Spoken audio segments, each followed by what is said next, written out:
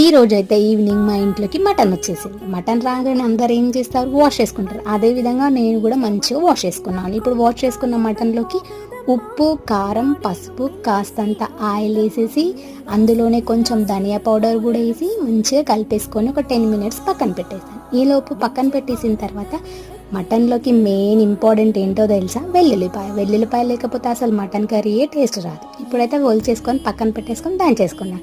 ఆ తర్వాత మనకి మటన్కి సరిపడంత ఆయిల్ వేసుకొని అందులో టమాటాలు, ఉల్లిగడ్డలు, అలాగే కొత్తిమీర, పుదీనా, మిర్చి ఇవన్నీ కూడా వేసేసుకొని, అలాగే మర్చిపోయాను మెంతికూర వేసుకున్నాను. సో ఇలాంతా కూడా ఫ్రై చేసుకోవాలి. ఇలా ఫ్రై చేసుకున్నాక మీరు సూప్ చేసుకునేది ఉంటే, నేనైతే సూప్ చేస్తున్నాను. సూప్ చేసుకునేది ఉంటే కొంచెం కొబ్బరి యాడ్ చేసుకున్నాం అనుకో మస్తు టేస్ట్ వస్తుంది అన్నమాట.